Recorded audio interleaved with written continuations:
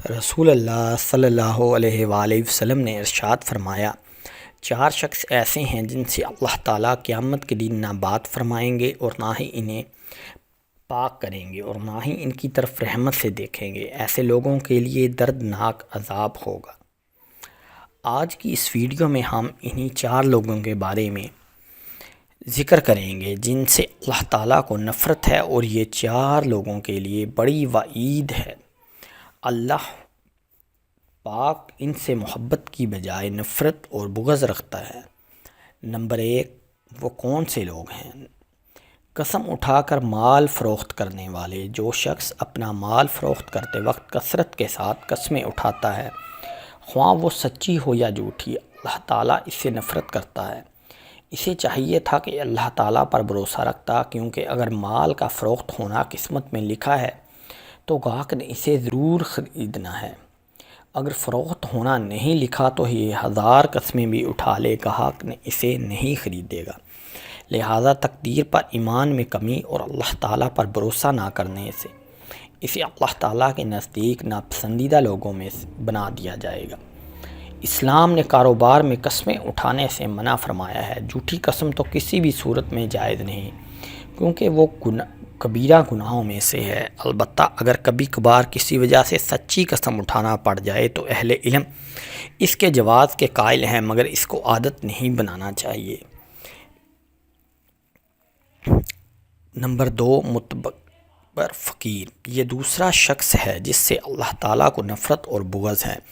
ایک تو فقیر اور کنگال، دوسروں کا دست نگر اور محتاج، اور اوپر سے تکبر کر کے اپنی جھوٹی برتری ظاہر کرتا ہے۔ اللہ تعالیٰ کو یہ ہرگز پسند نہیں۔ اللہ تعالیٰ کو تو کسی مالدار اور غنی شخص کا تکبر کرنا پسند نہیں۔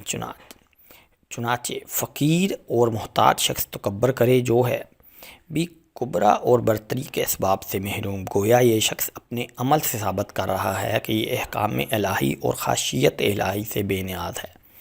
لہذا اللہ کے نزدیک اس کا تکبر کرنا مالدار آدمی کے تکبر کرنے سے زیادہ قبیح ہے۔ نمبر 3، بوڑھا زانی۔ یہ شخص جس سے اللہ تعالیٰ کو سخت نفرت ہے۔ بڑھاپے میں زنا کرنے کا مطلب ہے کہ اس کا مزاج بہت بگڑا ہوا ہے اور اس کا دل اللہ تعالیٰ کے خوف سے بالکل خالی ہے۔ اہل علم نے لکھا ہے کہ زنا کے اسباب محرکات عموماً شباب، حرارت، معافرت، غلبہ شہوت، ضعف عقل اور کم عمری ہیں۔ یہ تمام اسباب محرکات بڑھاپے میں ختم ہو جاتے ہیں۔ لمبی عمر اور متعدد تجربات کے اصول سے انسان کی عقل کامل ہو جاتی ہے۔ اس میں جمعہ کے اسباب اور عورتوں کی شہوت کم پڑ جاتی ہے، اور بچی کچھ شہوت کو پورا کرنے کے لیے اس کے پاس حلال ذرائع موجود ہوتے ہیں۔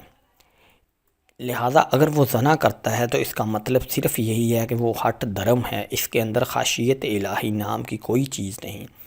ایک حدیث میں ہے کہ 3 آدمی ایسے ہیں جن سے قیامت کے روز اللہ نہ بات کرے گا اور نہ ہی انہیں پاک کرے گا، بلکہ ان کے لیے سخت دردناک عذاب ہوگا۔ بوڑھا زانی، جھوٹ بولنے والا حکمران، متکبر فقیر۔ نمبر 4، ظالم حکمران۔ جو شخص جس سے اللہ تعالیٰ کو نفرت ہے، اللہ تعالیٰ نے اسے حکومت دی، اختیارات دیے تاکہ یہ اللہ کی زمین پر اس کے بندوں کے درمیان عدل و انصاف کرے، مگر اس کا معاملہ برعکس رہا۔ اختیارات کا ناجائز فائدہ اٹھایا، اللہ کے بندوں پر ظلم و ستم ڈھائے، حکومت کے نشے میں اس قدر غرق ہوا کہ منع حقیقی بادشاہوں کے بادشاہ یعنی اللہ تعالیٰ ہی کو بلا ڈالا۔ لہذا یہ اللہ کے ہاں قابل نفرت اور معبود ٹھہرا۔ حالانکہ اگر یہ اللہ تعالیٰ کے ڈر سے عدل و انصاف کا دامن پکڑ لیتا تو اللہ کا ولی بن جاتا، اللہ تعالیٰ اسے روز قیامت اپنے عرش کا سایہ نصیب کرتا۔ رسول اللہ صلی اللہ علیہ وآلہ وسلم نے فرمایا، انسان کی تقدیر میں اس کا حصہ زنا کا لکھ دیا گیا ہے۔ جس کو وہ خواہ مخواہ کرے گا تو آنکھوں کا زنا دیکھنا ہے اور کانوں کا زنا سننا ہے، زبان کا زنا بات کرنا ہے اور ہاتھ کا زنا پکڑنا اور چھونا ہے، اور پاؤں کا زنا جانا ہے فحش کی طرف۔ دل کا زنا خواہش اور تمنا ہے، اور شرمگاہ ان باتوں کو سچ کرتی ہے یا جھوٹ۔ بالا حدیث کی روشنی میں محدثین کرام نے زنا کی دو قسمیں بیان کی ہیں۔ نمبر ایک فعلی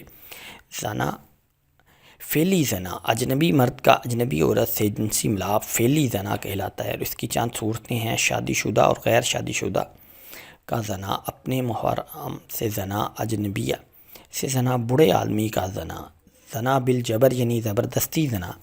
ان صورتوں میں اگر زانی شادی شدہ ہو تو اپنے اقرار اور شرعی کے ثبوت سے زنا ثابت ہونے پر رجم کیا جائے گا، اور اگر غیر شادی شدہ ہو تو 100 کوڑے لگائے جائیں گے۔ نمبر مجازی زنا یہ فعل توڑنا نہیں ہے، مگر یہ ذہن فعلی کی ابتدائی سیڑھی ہے۔